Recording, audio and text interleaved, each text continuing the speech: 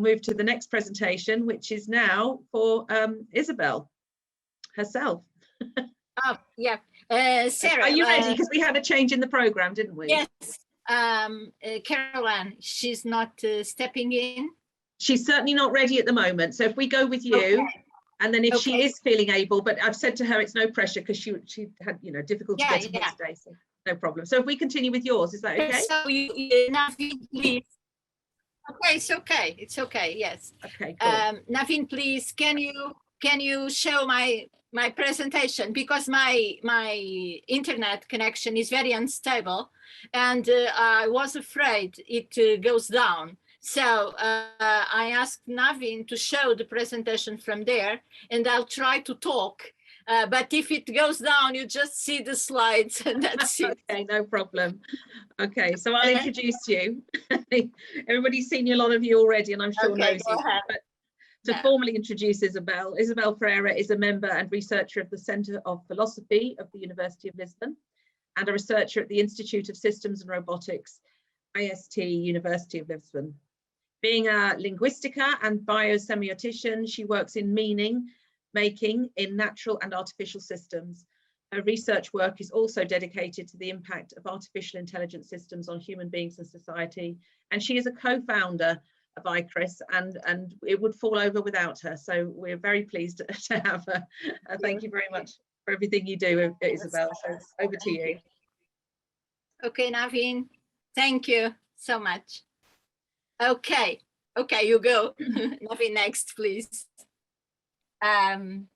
So the title of my presentation is on human condition and the status of work. So this is a bit dissonant comparatively to the previous ones.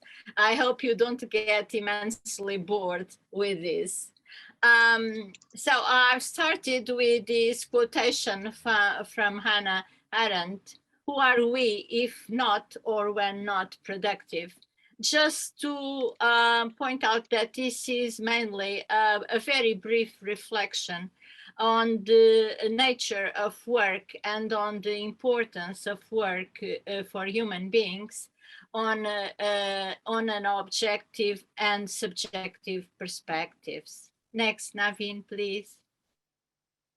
So the motivation is the consideration of a dimension that is inherently human, and that is that of productive goal-oriented action, generative and transformative power of work. And also the role tools play in this process in their twofold symmetrical facets of output of human work and also of work co-producers. Next, Naveen, please. So I choose to start by pointing out what I consider to be 3 key universal existential factors. You could say factors, features, or circumstances. I chose factors. The fact that every living creature is embodied, meaning that this seems a trivial fact, that it has a body.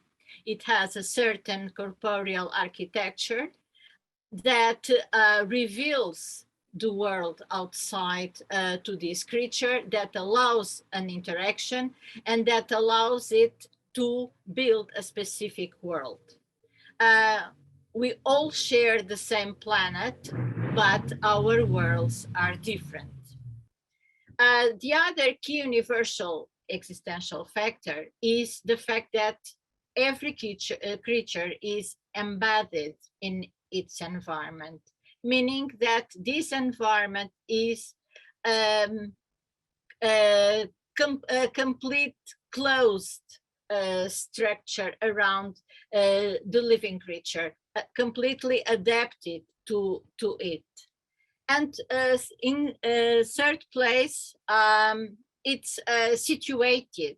Okay, it's situated in the sense, not in a temporal or spatial terms, as we human beings conceive it, but in terms of a dynamics of the matter that constitutes this physical architecture of the body and the dynamics of the surrounding environment of this creature. Next, Naveen, please. I was trying to do next in my computer. So we can say that the following UXQ Umwelt concept, that the living entity and its environment constitute a kind of soap bubble. He used the soap bubble metaphor to illustrate how the living entity constructs a specific worldview and is restricted to this worldview, a microcosm where the living being finds the meaningful cues it needs to survive. Next, please, Naveen. Next, Naveen, please. So these first three are the common existential factors, and then we come to the human specificity, which in some cases is a kind of upgrade of incipient features that also exist in other species, but are highly developed in human beings. We have the specific conceptualizing and symbolic capacity that allows us to objectify experience, to make a world representation, to construct knowledge, to share this knowledge. We have this intrinsic feature that is the work capacity, a capacity to transform, to generate, and to make transformation in the surrounding world. This work capacity comprehends all the tangible and non-tangible forms. And associated with this work capacity is the tool-making capacity that also exists in very incipient forms in other species. We can see some kind of gorillas that use stems to achieve certain goals, but that really has no comparison with the human tool-making capacity and the way it has been developing throughout the history of mankind. So with all these key elementary features and human specificity, we construct our human reality, this shared reality, a social, an economic, social, cultural, and linguistic reality that has been developing and assuming slight different forms throughout the narrative of humankind. Please, Naveen. So tools have been developing, and we have been, we can observe these developments throughout history, though lately we have been focusing more specifically in the technological innovations associated with the first industrial revolution and progressing from the industrial revolution until nowadays. But in fact, this knowledge accumulation and this permanent updating and creation of several types of tools has been going on from many millennials. So we can observe that when there's a scientific and technological innovation, it always emerges from a certain historical moment, a specific society, a specific economic model that has produced certain forms of innovation that were requested by the society, or that emerge in consequence of the certain accumulation of knowledge and experience. With the scientific and technological innovation come new working tools, new modes of production, new working settings, most of the times a new division of labor and new lifestyles. Go on, please, Naveen. Thank you. As Arendt points out, tools and implements, she says, they have become, I say they are, an inalienable part of human existence, and human beings have adapted to them from the moment they were conceived, designed, and produced. And we know this is true. Human beings use tools, but they also have an effect in these tools by handling it. They have an effect on the way how they are used, and even in the progress of these tools. So Arendt says there's a not ontological dimension of tools by their nature and by their instrumentality, and they have this anthropocentric sense that is always historically determined. Naveen, next, please. So, talking about tools, we talk about our present most sophisticated tools that come with artificial intelligence and robotics / automation. And the concerns they have been prompting in the last decades, concerns that are identical to those that were felt 2 centuries ago. As 2 centuries ago, people were concerned of the effects, or started to be concerned with the effects these machines had on their lives when they saw what was happening, jobs vanishing, how the work went on, etc. Next, Naveen. So in an article in 2015, The Economist, it addressed the problem of AI and the impact of AI on society in an article called The Return of Machinery Question. And they said there is something familiar about fears that new machines will take everyone's job, benefiting only a selected few and upending society. People at the time of the Industrial Revolution didn't talk about Industrial Revolution. They talked about the machinery question. Okay, go on, Naveen. Thank you. Also, taking this 2015 perspective, which now really looks like something that happened long ago. The chief economist at the Bank of England made this prediction in what concerned the million of jobs that would be affected by automation in the UK. And he came with these values that you are looking at in the screen. And this concern with disruption caused by intelligent systems, because as he pointed out, they didn't just affect the manual performance, but they could replace cognitive abilities by human beings, and so widening a lot the scope of people affected by these systems. Next, please, Naveen.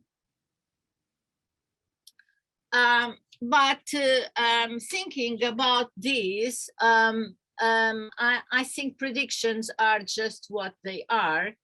They are predictions, and they work when the variables are stable. Nothing new invades the environment. But reality is that human environment is dynamic, as all environments are, a dynamic system, and that can be affected either internally or externally, and that can be disturbed by multiple factors. And this disturbance occurred in 2020, and Naveen, please, or in the end of 2019. In fact, the COVID-19 pandemics is certainly one of the strongest causes of huge global economic and social turbulence in decades, causing a disruption whose consequences we don't know yet. We cannot totally anticipate. So following this trend to introduce automation in management in delivery process, a trend that already initiated much before the pandemics, many companies deployed automation and AI in warehouses, grocery stores, call centers, manufacturing plants to reduce workplace density to cope with the surges in demand. So in fact, automation and AI, mainly AI, they developed in a few months, perhaps what would take years to achieve. And they have, in the midst of all that disruption, the intelligent machines have come forward as solutions, reliable solutions most of the times, that could help human beings to cope with a very drastic situation that emerged because human beings, as all the other species, they are fragile. They don't usually think about that. But these systems have proved to be a very, very important tool, and have get, I think, their place in our common framework and the way people feel and about technology. Next, Naveen, please. So, according to the February 2021 McKinsey report, up to given this huge development that COVID forced, according to the February 2021 report by McKinsey, up to 25% more workers than previously estimated are potentially needing to switch occupations in the case of advanced economies.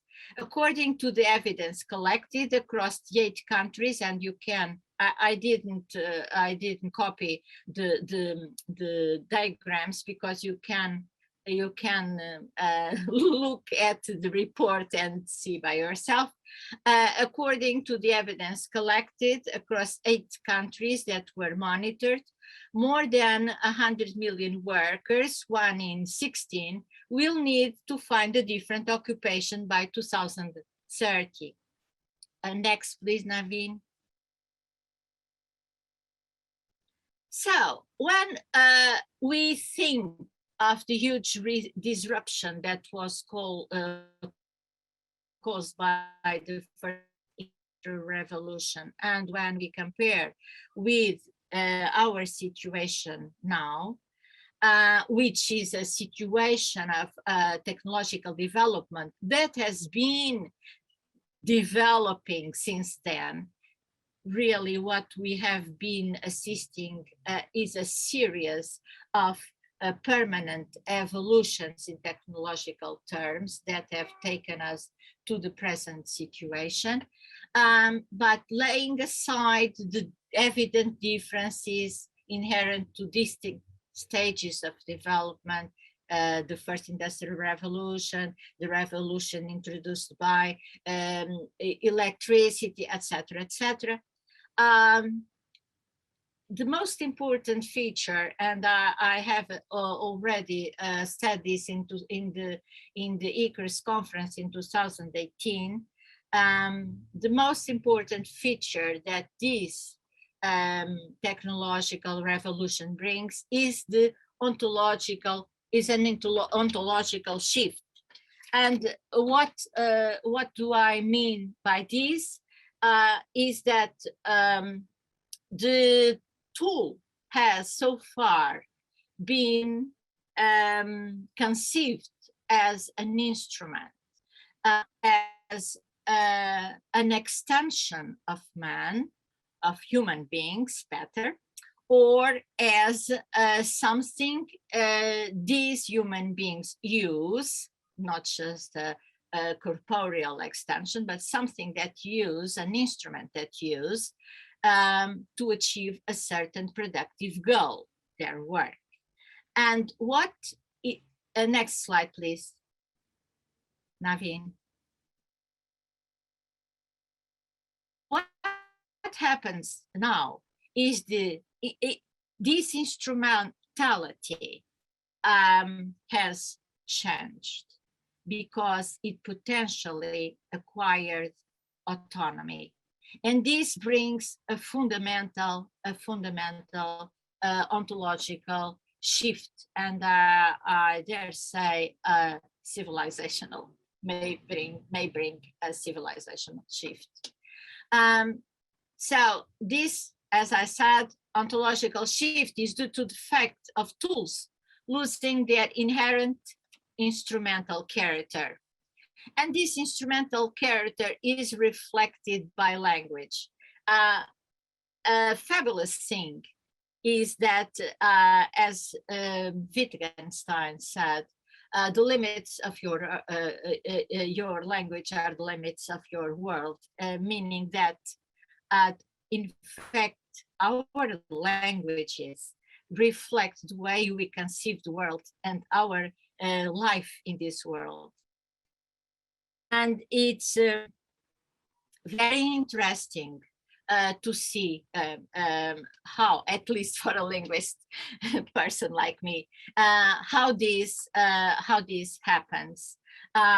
When we think of thousands and thousands of verbs that are associated with a certain kind of work, meaning the production of a certain outcome, we have this, what we call this argument structure, with agents X, Y, and Z being assigned certain semantic roles. We have the agents, which are typically human. We have X. We have Y, the output of X is action, and we have Z, the instrument, the tool. For instance, John paints the wall with a brush, okay? And we could even have what we in linguistics call, in syntax and semantics call, the instrument alternation, meaning that we can have a sentence that places Z, the instrument, the tool, in the place of the subject. For instance, this brush paints marvelously, okay? But however, also in this case, and in spite of Z occupying the subject position, which is usually assigned to the agent, Z remains an instrument and not an agent, because the brush cannot perform the action unless it is handled by an agent. So now we have this degree of autonomy that allows a system to perform with autonomy without the direct human handling. And this poses this kind of ontological shift, and also poses a lexicographic problem when describing the nature of these subjects. And I think a new category will have to be defined so that this kind of artificial agency is contemplated, if we can call it agency. Okay, next, please, Naveen. So I took these types of collaboration with industrial robots. I took this kind of environment, this industrial environment, to talk about the concept of collaboration. I think it was Mario. I don't want to mix up things, but I think it was Mario that showed us today much more interesting, how can I call this, chart, pointing these different levels of performing with robots, from the first one where human beings are not really performing with robots, but where robots are in those cages, as we still have in the work places where they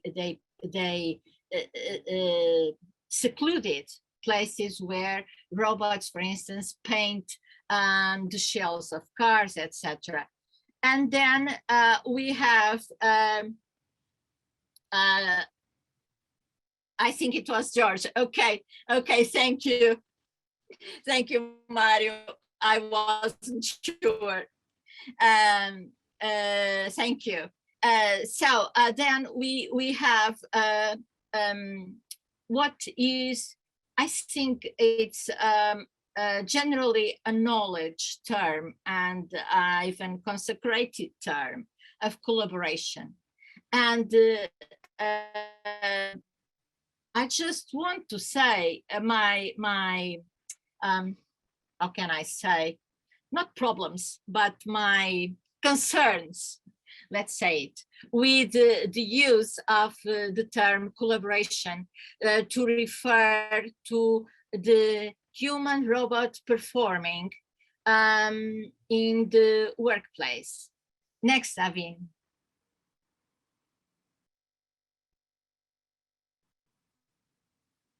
Okay, this is just a thought by Esben Ostergaard, which I think is very true, because it's really great that human beings and robots cooperate,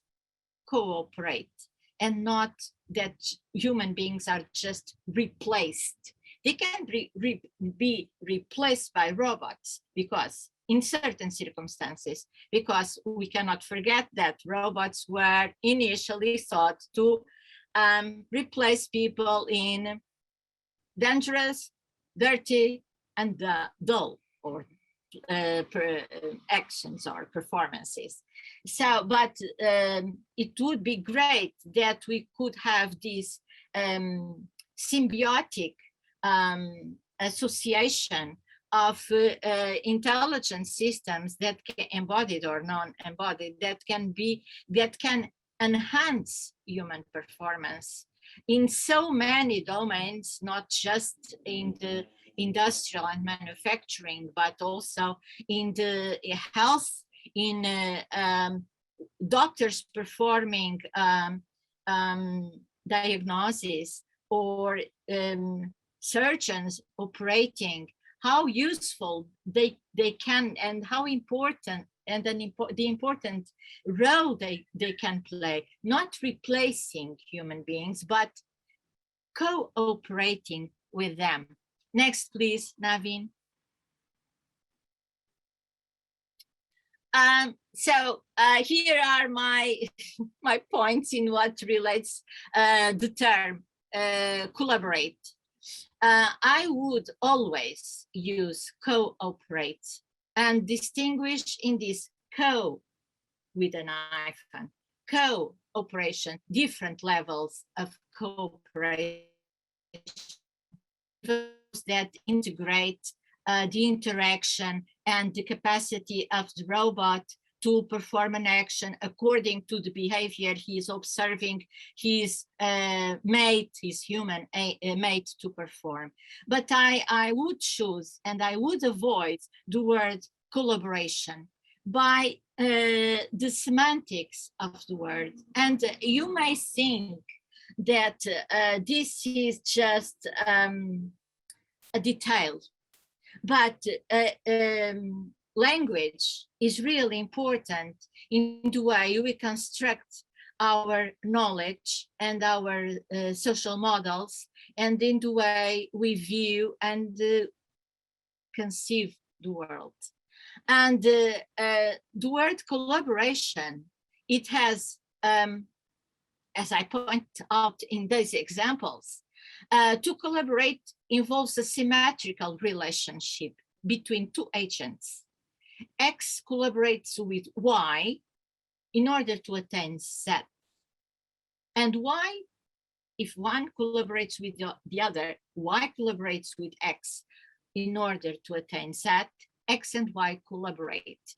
This syntax and semantics that language reflect show us the semantic value assigned to the concept of collaboration. To collaborate involves a favorable disposition on the part of the agents, on the part of X and Y, to attain Z. And this is intrinsic humane. So it's not acceptable on my modest point of view to use the concept of collaboration or collaborate to a tool that cannot experience a certain mental state or have or really have a willingness towards the achievement of a certain event or circumstance. Naveen, please. Oh, this sunshine in my face. Go on. As I was saying, this awareness relative to the concept we use to talk about new technological reality is very, very important. And we have been assisting to this proliferation of meanings assigned to fundamental concepts.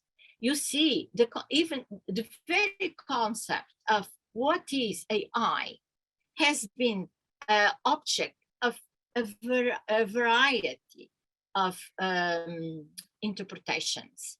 And it is very important that we achieve this semantic substance, a coherent semantic substance to be assigned to important fundamental concepts, so that on one hand they can be universally used, and on the other hand that they don't give a false expectation, a false assumption on those that are working with the concept, be these engineers or end users. So machines can never be true collaborators, as they cannot be true workers, as there is no such thing as a new division of labor, because the robots are cooperating at the workplace. So we have to be very accurate in what concerns the meaning, the substance assigned to these terms. Next, please. So the present context and its demands, they are multiple. I have just chosen one, but they are multiple. The first one, perhaps, the first one is certainly a human design approach in what concerns all the systems, a human-centered approach, that the human beings are the first and ultimate goal, the human beings' well-being, their well-being at workplace and their well-being as work producers, as creative beings that cannot be deprived from their creative potential or having it somehow reduced. And this necessity for a human-centered design that, as Sarah and nearly all of you pointed out, is ethically connected. We cannot talk about ethics without thinking of human beings. And ethics is this marvelous thing that is not concerned about masses. It's concerned about individuals. And if one individual is affected by technology, this is an ethical issue. It's not just a problem of masses, of thousands of individuals, though these are also a very important issue. But the individuality, the role each of us plays in society, and the fulfillment of each one, whatever their age and level of performance, is in fact the goal of an ethical approach. So, in order to have systems that are able to cooperate, to be our intelligent tools, to enhance and extend human potential creative power beyond the levels we are now, we have to develop education and training substantially. And this education doesn't just concern an academic education or teaching children STEM prior to humanities or something like that. Education is a global thing that affects, that targets at all levels of society.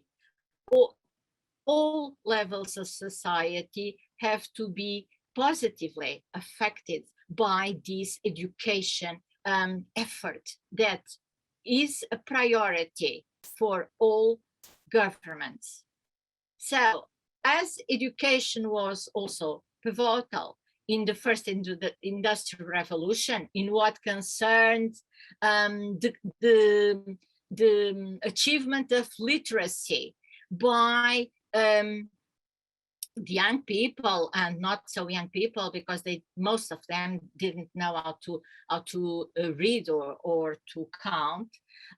This education at all levels of our society, an education that involves those designing the systems and those consuming this or interacting with system, whatever level of interaction, is really, really prior.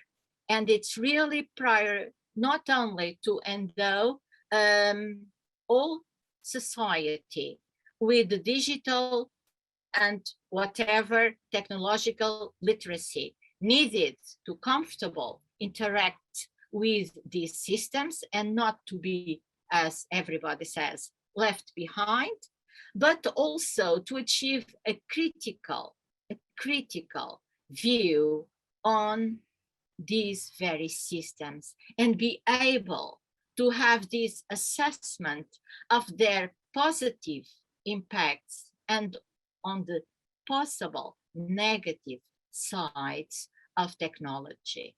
And this is the only way to try to avoid things that already have happened at another level. For instance, in internet and with tools as Facebook, etc., which people with naive to use very with excitement as a way to share things, to share photos, to share their lives, and then after some time come to the conclusion that well, we shouldn't have done like this. Next, Naveen, I don't know if you are listening to me, maybe not. Okay.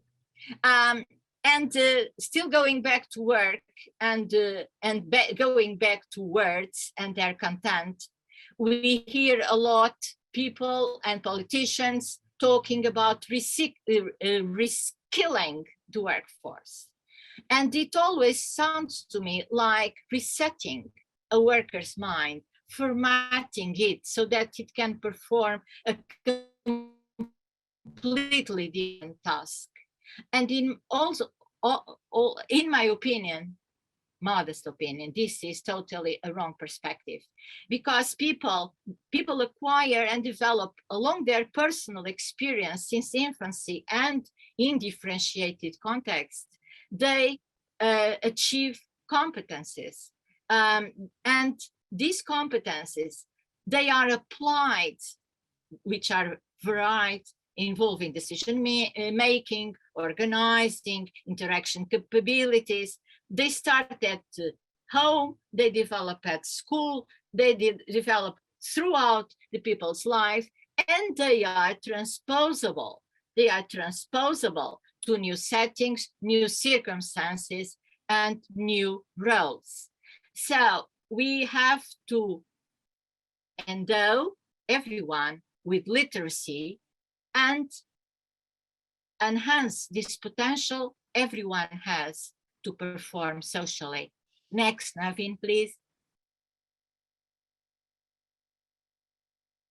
So a strong investment in lifelong education is essential, I already said it, to allow for the updating of a technological literacy and the building of a critical perspective. Only this way, intelligent machine can remain a human tool capable of enhancing and augmenting work, respecting its fundamental twofold dimension as generative endowment for the creation of human reality and the means for the fulfillment and existential satisfaction of every human being. Thank you for your attention. Thank you.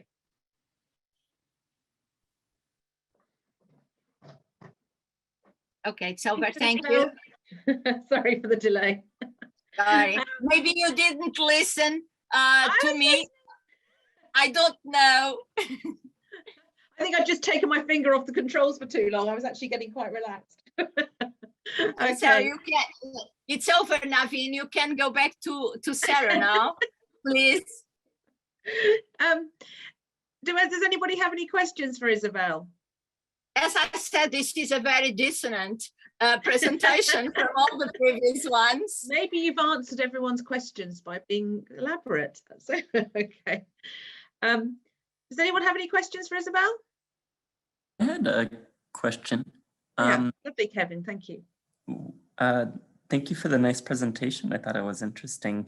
Do you have any comments for us engineers who are working on designing these systems that are interacting with people in different ways and changing the nature of work and trying to work towards collaboration and cooperation? Different processes we can use or things that we can think about when we're working on that? Well, the first thing I think is that the kind of work as Sarah develops and many others, Elena and all of you, and I'm very grateful that you have accepted being here, because this is just what Sarah and I have imagined, to have people really working in the field, and those working in the design and conception of intelligent systems. And to the aim of this workshop was, was to enhance this collaboration in the sense of working towards a human-centered design approach, a design approach that privileges human beings, because all technology is always created to serve, it's not a good word, human beings, but we have to be aware of the reality of the worker, and we have to be aware of this reality to be able to take the heaviness of work away from him, as Sarah showed, two of those workers just trying to hold that huge thing, taking that away, and also enabling the worker to perform more creatively. So I think engineers have to rely on the evidence provided by this type of analysis that is performed in the field. That's why I'm always claiming for this evidence to be taken from the field, to be taken from the real workplace, and to see how they are performing, how they were performing without the system, how they are performing, what constraints they are feeling physically, because having a huge thing in a workplace can be also not pleasant, and also psychologically. And having this kind of evidence and giving this kind of evidence and advice to the engineers that are creating these systems, and then experimenting the results in the real place, not in the lab. I followed many, so far, some experiments that take place in the lab. And though they are relevant, they have nothing to do with reality. It's completely different to have a robot interacting with the researchers and doing this or that, and have this robot interacting in the real field. I remember an experiment that took place, I think 3 years ago, where the robots, they were performing with a robot that was supposed to be some kind of guide, and they were experimenting at IRS. They were experimenting this role of the robot as a guide. And at a certain point, I realized that the robot was in the back.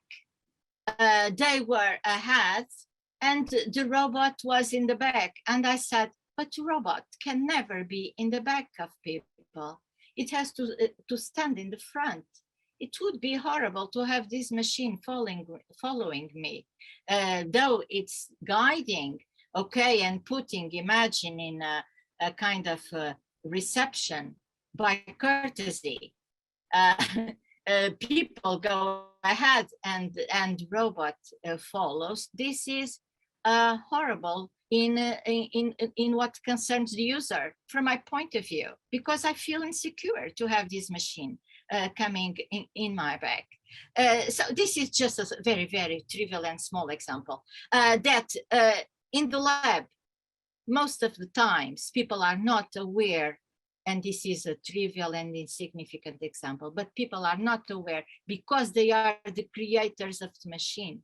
They are not aware of the impact, mental, physical impact that it can have on the people working or performing somewhere else. So it's essential that these systems are experimented in real places and it's essential to have the feedback of people that are interacting with it. And only according to this feedback can they be improved. That's the only thing I have to say. Okay, thank you, Isabel. Does anyone have any more questions for Isabel? If not, I think time is ticking and we're running